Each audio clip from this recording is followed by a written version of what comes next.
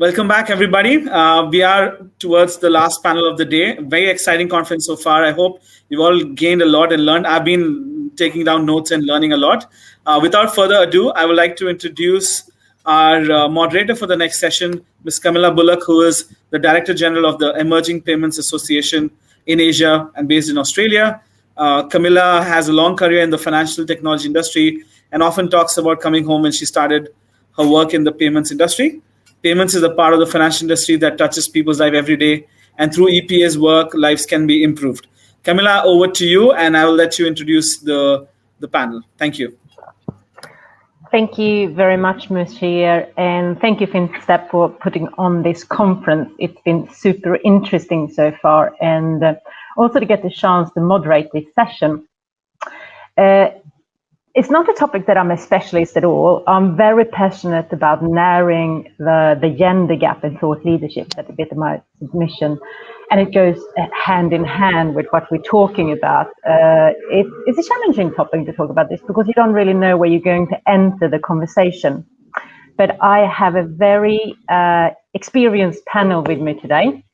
And I'm going to ask them to introduce themselves and to say a little bit where they sit in this conversation, because how we're entering into it depends on where we're sitting and what we're seeing. So let me start with Fanny Young, who's the Managing Director at Financial Services at Accenture. Fanny, can you say a little bit about the work you're doing and how it relates to what we're talking about today? Yep. So hi, everybody. This is Fanny Yuen. I'm a Managing Director in Accenture. I'm also the Banking Practice Lead for Hong Kong, working with our clients on their digital transformation journey.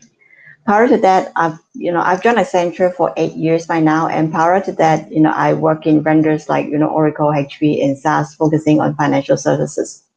In Accenture, we are committed to inclusion and diversity. We treat people equally in respective of their gender. And we as leaders are committed to coach more and develop more female executives. And I am personally coaching a few of our senior managers to help them to be successful in their career. On top of coaching the others, I'm also being coached. And I'm one of the members of our Women's Executive Leadership Program, where I will join the other Asia Pacific Female Managing Director for a 2-year program where there will be coaches from our most senior executive as well as external coaches to help us to be more successful, both from a career and also a personal perspective. Oh, excellent, thank you. Medhy Souidi is Head of FinTech and Startup at Xchange at DBS. We all know what DBS does, but what did you do at DBS? Hi, everyone. It's really glad to be here. So I'm in charge of creating the relationship with SMEs, tech companies and startups on the corporate banking. So I'm really focusing right now on FinTech B2B, where before I was focusing mostly on innovation for wide bank. So it was really doing proof of concept with private banking, consumer, corporate banking, and all support functions. So I've been also one of the big I want to say advocate for Women in Tech in Hong Kong, and I helped to co-create Women in Tech back to 2017. And now the group of Women in Tech become Women in Tech in Asia. So I'm really glad to be here today. We're very happy to have you. Thank you very much. And Monica Jasuja is Head of Product Management and Mobile Financial Solution at Comviva. Monica, let's hear from what you do in the day-to-day. So Comviva is the global leader in mobile financial solutions, especially dealing in mobile money solutions across Africa and Middle East. We also have a range of and a spectrum of financial solutions ranging from mobile money to actually internet banking and others. And as the head of product management, my daily job is to not only work to make sure that we continue this leadership in the space, but also look at newer and emerging forms of technology, being able to work with our partners to identify newer target segments and really help the underserved as well as the ones who are already served, but work to make payments simpler, faster, but more delightful. And I keep hearing about security. Our aspect and our focus on security has always been there, but it's more, and some aspects I'll be covering today later, is about making sure that people who are served with financial solutions feel that they have a way to be able to enter the ecosystem safely and be able to use their money safely all through their journey. So that's what we do. Perfect, thank you. We'll come back to that soon. And we have Shalini Warrier from the Federal Bank of India. Hi, Camilla and the rest of the team. A delight and pleasure to be here. So, Federal Bank, to just introduce Federal Bank first before I introduce myself, actually. Federal Bank is a leading private sector bank in India, been in existence for over 75 years now, present across the length and breadth of the country, over 1,250 branches, 10 million customers. In all phases of business, whether it's retail, small and medium enterprises, mid corporates, corporate banking. So caters for all of these. My specific role, I'm an executive director on the board of Federal Bank. As part of my responsibilities, I handle operations, technology, digital, and retail banking as a business proposition. So I kind of span across this entire spectrum in my role with Federal Bank. Been with Federal Bank for about 5 years, prior to which I was with Standard Chartered Bank for 25 years. So that's really what my background is. I'm sure through the course of sessions, we'll explore what Federal Bank does with the whole gender diversity piece. Absolutely. Let's dive straight into it, because I think another question that's important when we start early on is that where we're sort of coming in from, that we're saying that the female market is underserved in financial services, and there is not enough innovation for this group. So do we agree on that? Is that the state out there? What do you see? So maybe I'll start with you, Shalini. How are you thinking from a day-to-day around products, financial service products for women? So I think my view on this, Camilla, is probably a little contrarian, I would think. I don't think there is a dearth of products for women. In fact, I'm of the school and camp that at the margin, there may be some stuff that you need to do for women separately, but at the core of it, it's really about our existing products being catering to a wide spectrum of people, irrespective of gender, irrespective of ethnic origin, irrespective of any of those strands of diversity. So if you take something as simple as a home loan, I don't think there is a kind of a female version of a home loan versus a male version of a home loan. A home loan is a home loan. You've got to know what to do with it, how to handle it. The bigger issue we see, at least in my kind of experience with women as customers, is the inherent hesitation in taking financial decisions, either by the nature of kind of the culture, the upbringing, the social milieu they live in, etc. Whichever they come up through. I think there is a natural hesitation in saying that this is beyond me. I shouldn't, I need some, I better defer it to somebody else and let that person take the decision. So I think the core of it is the products being made in such a form and fashion that there is simplicity, there is transparency, there is clarity on what it is, and therefore, women can relate to it much easier. And two is a lot of area around financial services education. How do we get women to understand that it is not rocket science? It is something that they just need to spend a little time on and they'll be able to understand it. How do they take control, therefore, of the decisions at their end? And that's an area that we're doing some work on within Federal Bank, as well as a couple of other hats that I wear. So we organize, for example, a range of financial literacy lessons for women from various strata of society, from corporate, mid-managers in corporates, to college students, to people entering the corporate life, to even some of our more semi-urban rural areas where we actually spend time doing financial literacy classes. We start from the very basics as to, why do people need to, save, what's the power of compounding, how do you kind of start a systemic investment plan, how do you start a recurring deposit. So I think that's probably, in my view, a better investment of time than, catering for women products. So maybe it's a little bit of a contrarian view, but I think that's probably more invest-worthy in terms of, investing in equipping women to take the financial services decisions. And that's something that Federal Bank is committed to. I'm personally committed to and doing some work around. Federal Bank as an entity, we do have, insofar as the borrowing side of the business is concerned, honestly, a credit analyst has, doesn't really distinguish between a women borrower or a male borrower. Our history shows us very clearly that women borrowers tend to be a lot more disciplined and a lot more safe and secure. So we would love to lend more to them. We do also a lot of work with fintech partners, and we see a lot of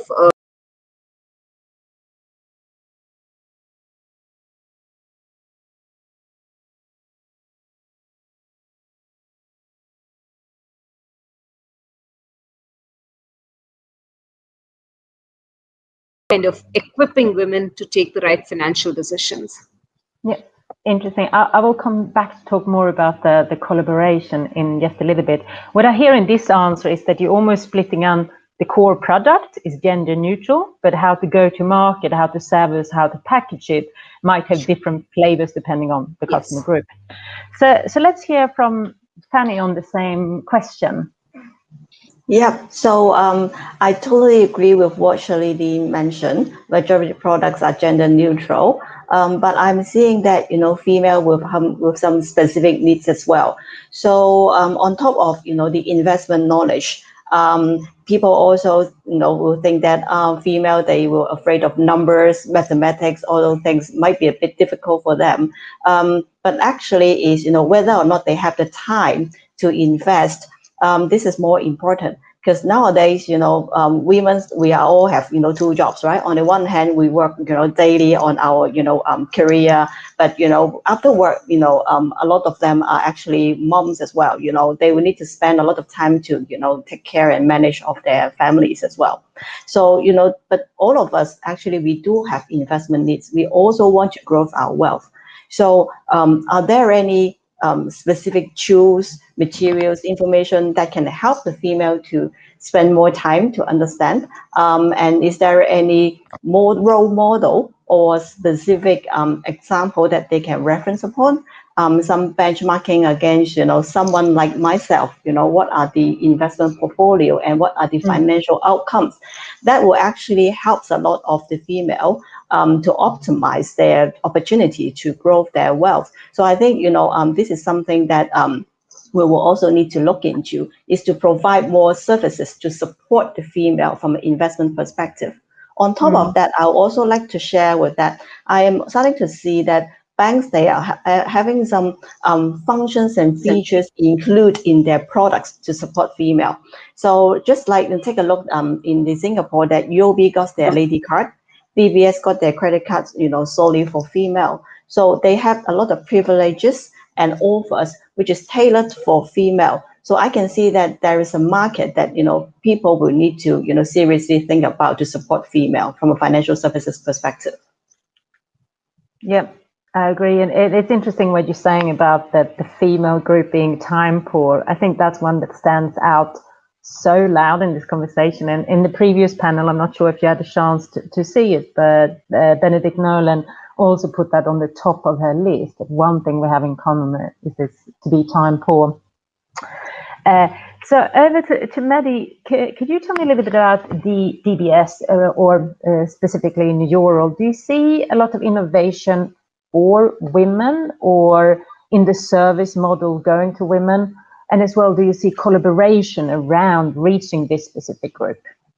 So I would like to come back a bit on the structure and the value of DBS because you may not be aware, but we have our top management with a big diversity. And I think the diversity of our people is a source of strength. So basically, our global head of consumer banking, global head of institutional banking, global head of communication and strategic marketing, and also human resources are all women. And I'm like, it's something that I really share has a value. I'm really delighted to work for DBS. And the bank policies, I want to say, are designed to help empower women and women employees in the workspace.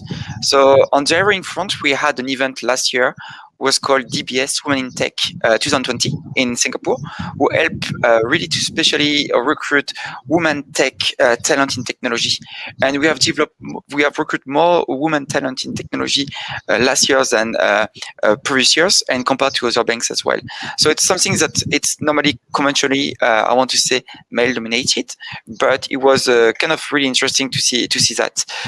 We have also another program in terms of innovation. The name is the DBS Foundation. And it supports numerous social enterprises that empower disadvantaged women and girls. And for example, we support one company. The name is Even Cargo. It's a daily-based social enterprise that trains and employs, marginalized women as delivery associates and gives them the opportunity to realize their full potential in the male-dominated industries. So empowering women in turn become powerful agents of change, and also not only innovation via startups or via technology, but also innovation into the companies and the partners that we have in our ecosystem. Have you been, so you've seen the journey, how it's changed since you had more women employed and getting into DBS? Have you seen a shift? I want to say I've seen it, but I want to say that DBS was proactive on it before already I joined DBS. So I joined DBS 3 years ago. And since I came, I didn't see so much changes, but I was really surprised when I came into DBS to see some of our head of technology, but also head of product to be really driving that change definitely internally. Yeah. So as I know that Shalini is leaving a little bit early as we're running late, I was going to shift back with one question around this. When you said you're supporting and working specifically with female entrepreneurs also, do you change or have a different approach how you work with them compared to male entrepreneurs? And I'm thinking a little bit, picking up from the previous panel also, saying that women aren't as likely to lean in, to use Shirley Sandberg's words. Have you a different program to pick them up? I think there are probably two parts to it, Camilla. One, from a pure technology perspective, in terms of the kind of stuff we do with fintech partners, the APIs we offer, the sandbox environment, the user acceptance testing, doesn't distinguish actually between any lady or male. It's kind of, it's a common across thing. But there is another part to it, which is the part that I think the previous session was also alluding to, and which you were also referring to. This inherent hesitation in women that if they're not 100% ready, they will not put up their hand for something. They will not, they kind of wait till they're 100% ready, and which is a myth. You will never be 100% ready. So there is that softer element which we are conscious of, and therefore when we work with fintechs on that part of it, we probably are a little more encouraging than we would need to be in the case of male fintech. So I'll just give you an example. Probably about a couple of years back, we were doing some work with a lady entrepreneur who was into digital lending. And, this was before the pandemic, about a year before the pandemic. And, her product proposition was good, but there were still some areas that needed further development. So what we really did was get some of our people to work with her to kind of fine tune the product a little more, give her inputs from, and push her, maybe the term I would use, to push her a little more to say, it's all right, let's go ahead and launch. You've got the technology, you've got the research done, you will never be perfect. Let's see what happens, let's launch. And she needed that encouragement, and she did it. And we kind of launched the digital lending partnership with her. And so there is that softer element, Camilla, which is difficult to kind of quantify what the benefits of it are. But yes, we do a little bit of a hand-holding that is required to kind of bridge that gap between confidence and full preparedness. So we say, and that's, I think, a nuance that we've brought into our fintech partnerships. The harder aspects of it, the technology, etc., is common. Everybody knows it, everybody understands it, everybody deals with it. But there is that softer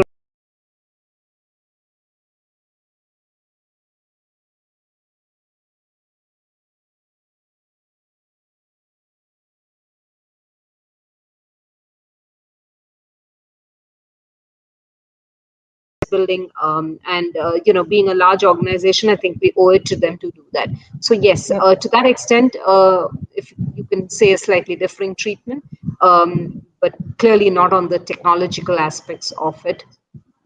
No, thank you. That's interesting to hear, and it's something that is so hard to put a strategy around, because it could sound wrong in text. If I put that way. So let's invite Monica into stage in here. What are you doing over at Comviva? What do you see around innovation and collaborations? Camilla, that's a great question. We actually work a lot with our partners, and I was just, when this subject came my way, I was just thinking about, do we do it in a very coordinated manner in order to actually serve the female economy? There are a lot of SDG goals that we cater to, because obviously we have leadership in the mobile money market, and I found some really great examples of how women have different needs. So when we talk about the women market, I think as privileged, probably elite women who have access to money and access to financial services and the internet, our situation is slightly different. But when you start thinking about basics, which is people who are marginalized, and you think about very few women actually have bank accounts, and I was looking at some of the numbers, and it's quite interesting as to what I found. So there's a 7% gap in bank account ownership, and women are 8% less likely than men to own a mobile phone, and they're also 20% less likely to use the mobile internet. Then it really sets you thinking in terms of your own products and how they are actually offered and who's really using them. But what's an even more interesting statistic is that last year, because of Corona, 300 million women actually lost access to the internet globally. Now, when you look at these numbers and then you start thinking about what products you're offering and how can you actually help women come from the marginalized into the more of the formal economy, how do you really help them into doing even getting basic access? That's where we come in. So I'll give you a very good example of what we did with regards to security. So in many areas of India specifically, the crime rate is very high, especially against women. And a mobile number of a woman was being sold for 50 rupees, which is about $0.7. And what we actually did was, instead of going to do a recharge for your mobile phone, where you have to tell your mobile number, we actually hid that. So for women had the ability to be able to do a safe recharge for their mobiles. Now, this is a prime example in which you're trying to help women using technology to still have access to basic needs. It's not it's at a level that we will not be able to understand. Same thing goes for a bank account. Now, most women, and also access to health insurance. As you know, most women don't have money, so when they are giving birth, there is a lot of loss of life at childbirth in Africa. Now, instead of them being able to afford health insurance, a lot of telcos actually work together to create a savings account. And how it works is, you can just basically start saving a little money every month, and the minute it tops to a certain value, at that time you can afford a health insurance, so that you have health insurance when you go for your child delivery, and therefore you won't lose your life while giving birth. These are such basic necessities, and they're all happening and being provided by the women themselves. It's not about somebody coming and helping them, but by the sheer ability to be able to own a mobile phone instrument, and therefore also a service that enables them to do that. So it's these very basics at the core of what we do, and also we try to enable. And other than that, of course, the more elite products, the ones that are higher the digital maturity curve, sometimes we forget that we're designing products for the mobile internet. We're designing products for women. We forget that women even exist. So in my product team, for example, I have a lot of women. We keep making sure that we have a general consensus on who it is we are serving and what are we trying to do. So we also serve not just them, but also the marginalized sections, and we always have the ability to have inclusive related design in all that we do. So it's a whole mix. I think Camilla has lost her connection. I think we've lost Camilla, right? It seems to say lost connection. Yes, and here she is back She's again. She's going to retry and come. Yeah. Shalini, maybe just picking up from there, I know you got to leave in a couple of minutes.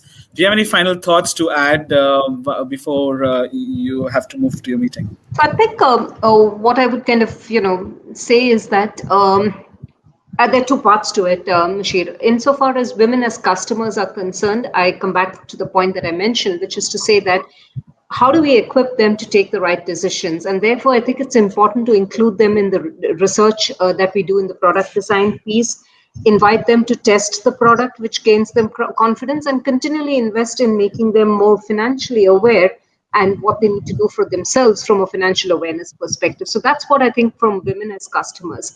And when I look at it as women as fintech partners, and the API banking stuff that we do, the stuff that we do, there I think it's more about and what I referred to with Camilla also put it very. There's some things you can't write on paper. There's some things you can't put on strategy, which is to organizations like us, therefore, need to take a slightly. I'm not saying we should be biased towards them. I don't think women want that also. But I think we should be able to just push them along a little bit to say it's all right. We'll give you the encouragement to just go ahead and try it. And it's a more softer element of leadership, a softer element of collaboration. And take them along. So I think between women as customers and women as, I think it's more of the softer elements, Pushir. I think the hardcore elements are already well kind of wired in. That would be my kind of summary. Yeah, I also agree with you, Shalini. So, based on the project that we did with our customer, I'm serving bank customers. So when we do the customer journey and customer experience design, and in most cases, we will actually invite actual customers to do the usability test and experience test.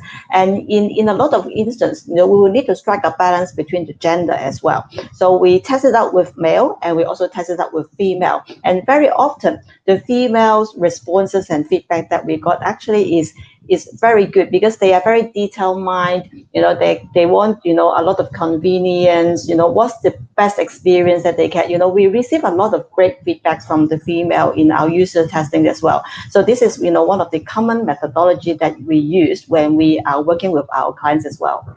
That's very funny. Very good. You get much more insights. But I think the point you made also is it's the same product that you are. You're getting women in to opine on a product where you're getting, the male voice and the female voice, and the female voice tends to give you richer insights to make the product better. Yes. Good. Hello, team. I'm back. That was a bit scary. I think when Mushir stepped in pretty well. I'm just here as for backup, doing a poor job of replicating you, Camilla. I'll leave you to take this forward. And thank you so much again, Shalini. I'm not going to keep you holding. I'm sorry. I'm sorry about this. I would have loved to stay for the rest of it, but I do have a hard close. I need to get into something else. Yeah. Thanks again. Thank you. I'll leave Camilla to carry on the discussion. Thank you. Yeah, all good. I just going to shift the gear a little bit and say something that popped up on my LinkedIn doing the research for this. I love when they suggest different webinars, and I dialed into this one, which was by Katie Marshall, who's actually a fellow Swede, and he's written a book called The Mother of All Innovation, and she had this example that hasn't left me thinking about innovation in financial services, and she talks about suitcases and how we didn't get wheels on the suitcases before 1972. The wheel was invented in 5,000 years ago, the suitcase in 1800, and still we didn't pair those two up. But actually we did in the 1940s, but it was seen as a female product, so it never came to market. So that makes me thinking, and also referring to the previous session, that I had some brilliant comments that say the women has to take the financial services in their own hand. And I went like, no, I want it on wheels. So what are the suitcases out there, and how can we find them? And what sort of collaborations do we want to see to do that? So Fanny, I know it's quite a broad question, but anything at Accenture that you do to look at like what collaborations should be out there? Where are we far on two fronts, for women and for financial services, and how can that be paired?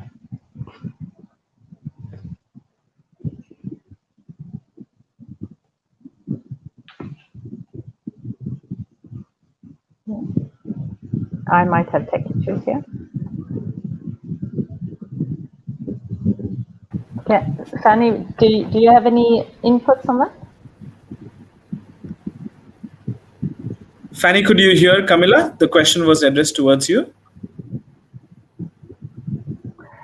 I don't think she can hear me. I think we lost her sound. So would you want to redirect before you try to get her back? Yes. So Medhy, actually, I'll turn this one to you, and also because I was thinking around AI and this, because it's such a big technology and it serves end consumer as well. Do you have any thoughts about what suitcases and wheels might be out there? So I can reply for the suitcase. I think the social aspect of ESG will feature more strongly in the next normal, where a lot of that conversation will, I want to say, revolve around the distribution and gender diversity. And I think it will create a kind of equity, and it will give even more prominence to the diversity and women inclusion. And speaking about AI, I can explain how with your phone we can determine and understand if you are a male or female. So it's not from DBS, but it's mostly from research that I read and AI model existing today. But it's actually even possible to predict the gender of a person using the phone data. So for example, if you look at the accelerometers of your phone, it means like how you move the phone, and you took a kind of axis with X, Y, and Z. You can see from the parameters that there is certain movement pattern around the phone use, and women tend to have one pattern and men has another pattern. So it's not really a gender bias. It's how the data speaks and also how the model is created. But we can find that because of how the people use their phone and where they put it. For example, men put it on the pocket of a pants, so you will have one specific pattern, and women in a bag, so the pattern will be totally different. Where the man will have a tiny movement, the bag of the woman will be a bit more. You have more amplitude there, and so by looking at the data, you can see that more than 80% of the time we can be really accurate on the kind of gender of what is the person. And this can be also used later for maybe more financial inclusions, especially for some products that are really directly to women. And what I have seen by preparing that meeting, it's also that AI model is used in cosmetics and some of the specific brands like L'Oreal are trying to identify how they can use the AI to better serve their customers, who for the makeup are mostly women. But in a bank, I didn't see so many projects right now using AI. We have, of course, cashback offers for a specific product or cards, as mentioned before, with DBS card for women. But it's still something we can explore for better penetration here. It's interesting also because we will be able to collect more gender data in how services are used, yes, of using such technology as you mentioned there. I don't know if is Fanny back on? Can you hear us? Yes, I'm back. I think my connection has some problem, so I switch off my camera first. Yeah, well, I have all understanding for that, dropping out completely. So I don't know if you heard my question either. So I was talking about what it is that we don't see, and specifically matching different technologies that's out there. How can we drive more innovation? And as we've been speaking today, it might not be in product, it might be around service delivery. In terms of driving innovation, I think, in the market, there are all sorts of different, technologies available. The key actually is to understand, what's the expectation and what's the requirement from the customers. Because, there are a lot of technologies and innovation from a product perspective, but I think it's the delivery model, the servicing model that, we will need to have more innovation. How can we deliver the service in a more convenient way to serve the different needs of, various different segments? So female segments is something that, I talk about at the very beginning of the call. We are saying that, we are all very busy. What should be the right timing to service them? What should be the right channel to service them? Is it the digital channel, something more self-service, or something more human touch? I think, innovation, can come with both from a product development side and also from a service delivery side and also from a channel development side. So that's, the viewpoint that I have, from your question, Camilla. No, I agree. But we're coming back to understanding the end consumer, but also having probably females in the product team that can actually see the demand that's out there. Monica, you already given us some good example, actually, what you've seen being developed. Did you have any more examples that you see? And what I'm looking for is a little bit, can we see common factors? Is there patterns why those services been successful, and why you know about them. Absolutely. So let me give you a very quick example. It's almost a little bit of a segue from what Shalini has said earlier, regarding having women testers, having women participate in UATs, doing focus groups with women, having a female perspective on services. Now, a very classic case again of Grameen Pay in Bangladesh. Rural women, you know about the Bkash example. Huge population in Bangladesh really operates mobile money like everyone knows it. It's the bedrock of the Bangladesh economy. And yet, women were not really participating in the ecosystem. Now, interestingly enough, the reason was nobody really knew the reason until they did a focus group study, and they found out that women were having a problem with understanding how basic functions of the mobile system worked. And they did not want to have men actually assist them. So unassisted user functions was what they were looking for. Now, this is a classic example. We as product managers, maybe sitting in our offices, would never have these insights unless you walked into the field and really understood what were people thinking when they looked at a product. Now, unassisted for them was really critical because they have the ability to save money for themselves. As we all know, there are social pressures at play here, and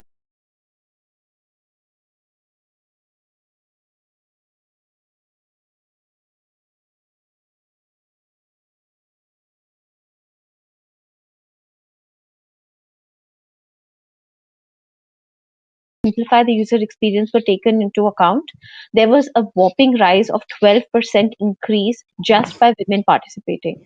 Now, if you tie this up, the numbers might seem small, but can you imagine how many lives you would have touched by simply making the experience a little bit better? Because when you've designed it, you didn't think of how others would use it. It's your experience versus others. This, of course, speaks to product design in a way and how we typically design products. But this doesn't exclude from the fact that even focus groups tend to generally be more gender specific. We started looking at a lot of design groups now, which are being set up to look at marginalized sections, be more inclusive in nature. But that's coming around because of the general awareness. Similarly, another feature which has been very interesting, and most people in India would know about it. It's called like a kitty system, where women start collecting money, and for 11 months they put in a specific amount of money. The 12th month they get a huge kitty back, which enables them to pay for education, pay for some big transaction. Now, in mobile money ecosystems, this isn't very much possible, but what they've done is they've been able to do this kitty system, which is called savings club. And it's been a hugely popular feature where women can set aside a small little amount every month, and suddenly they see a large deposit at the end of 11 months or a specified period of time, which makes them feel empowered to be able to make some decisions. And this all came around when women were asked, why is it that they were not able to save money? Because again, you can see the way the cash moves in the system. Most of the cash earlier used to come in and go out, which means there was no money being saved. And suddenly the amount of money that was being saved, which is good for also the business, suddenly increased. Now, that itself shows that when you start looking and start hearing for what is it that people demand of you, especially some marginalized people and sections of society, you will get to know of how to develop solutions for them. Now, if women make all the purchasing decisions in the family, yet they do not control the financial decisions in the family, then these are classic cases where there is a strong need for financial products for women. I am definitely against gendered and diversity and inclusion kind of initiatives that rate gender over meritocracy. But in case of financial products, I still feel because of the lack of access and the huge gap that persists, there is a lot more that we need to do as an industry. Yeah, thank you. I agree, and I think we've been circling in this panel around the same thing, which is nice because we have come to the conclusion. You could almost say that the products are the same. It's the service delivery, and I guess what we've known for a long time is like put the customer in the middle, but make sure you have diversity in your customer. It's good what you say, Monica. Also having this conversation around women being underrepresented. It's so many other groups out there also that we need to develop products for. But I do have a feeling that we've come to the end of this. So I would like to say thank you to Medhy, Monica and Fanny for spending your time here having this discussion, and for Mashir and the FinTech team to set it up. Am I correct, Mashir, that you come on stage too? No, I mean, look, great panel. Really, really appreciate it. I also appreciate that it's quite late for you, Camilla. It's about 11 p.m. Oh, no, I could carry on. I have many more questions. This is my favorite topic. I haven't even started on female thought leadership. Maybe final thoughts from the speakers before we move to the networking session. So I'll leave you to ask questions. That would be excellent. Thank you. Yeah. So my last question, if I have time for that would be, Medhy first here. What would you like to see after this conversation? Is it something that this would be a good thing to see happening to move the dial in this conversation? I think something really exciting that I can see already, it's there is a lot of young students, especially girls, studying data science, and data is a new role for everyone. So everyone is interested on data and connectivity. So it's really interesting to see that a lot of future experts are already on the way to go to enterprise and workforce, and they are women. So I'm really excited to see that, and also really excited to see that a lot of now sales in tech company are women, and they can really explain like in really nice words and their expertise. What is an API? Sometimes they are really the expert on the field, and you can feel that on discussions that they can change everything on the approach at how it's doing, and how user experience can be also definitely better use for better penetration of the solutions, but also results for the companies. Yep, yeah, I believe in that also. I have them from the beginning of the product team and innovation. Monica, what would you like to see happen? Camilla, I have one of those responses that may irk a few people, but I'm still going to say it. I think that our destiny is in our hands, but the onus of having to move and shift the needle really rests on large corporates, as well as, of course, each one of us who's here. But the bigger and more important thing is to generally be aware and push the agenda. And all of what we are doing right now actually helps. So there are a large number of government, as well as, of course, global organizations which have the required funding. But really focusing on the female economy is the most important. I think Yuen CDF opened this up earlier this year, where they decided to focus on getting women back, because there were so many women who had fallen off the margins last year because of COVID. I think this is where once you start putting in specific funds, specifically for designing for the females and making sure that we are able to get more women access, suddenly you'll start seeing things improve.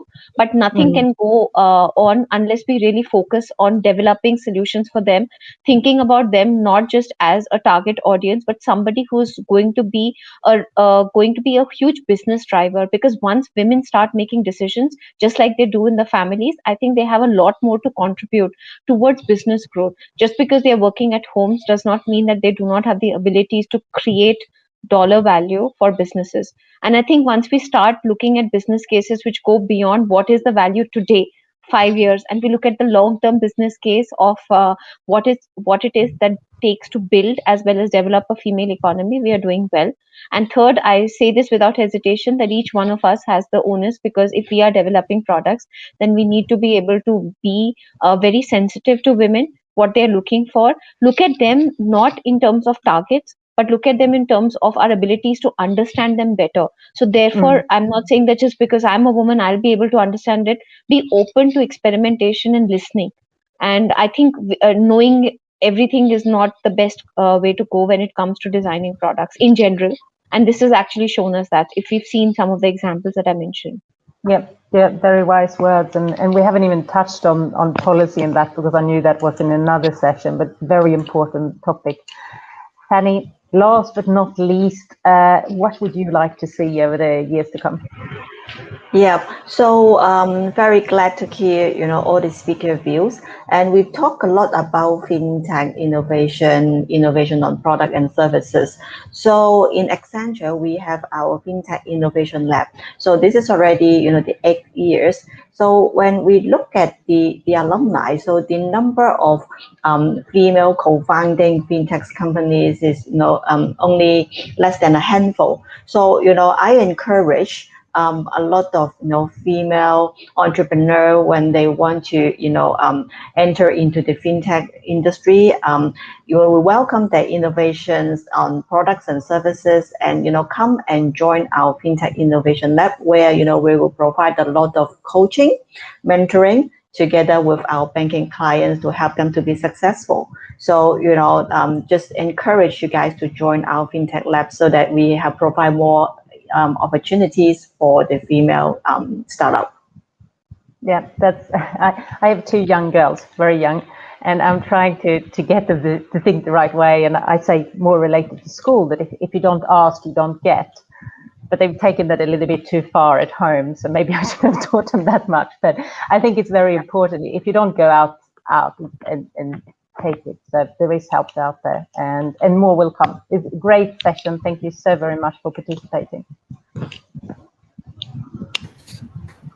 Thank you all. Really appreciated Monica, Medhy, Fanny, and Camilla for moderating such a brilliant session. And thank you to Shalini in absence. For the audience, we on behalf of Sherry, Angel, and the rest of the Virtual FinTech Fair team,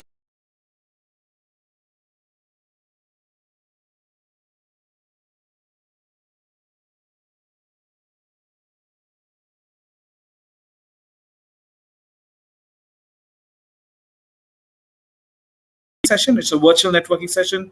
I'll end the session and then you will be in the lounge. You can take a seat in any of the tables and you can have a chat with a few of the founders who are still around, or the speakers, or you can chat with each other on different network, right? So we'll keep it open for another 20 to 25 minutes to enable you to network. And we hope to see you for our next event, which will be scheduled for May 27th. More details will be sent to you post this event, but yeah, keep an eye open and follow us on LinkedIn and Twitter to know more.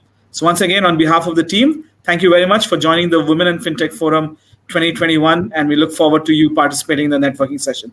Thank you. Thank you. Thank you. Thank you. Thank you.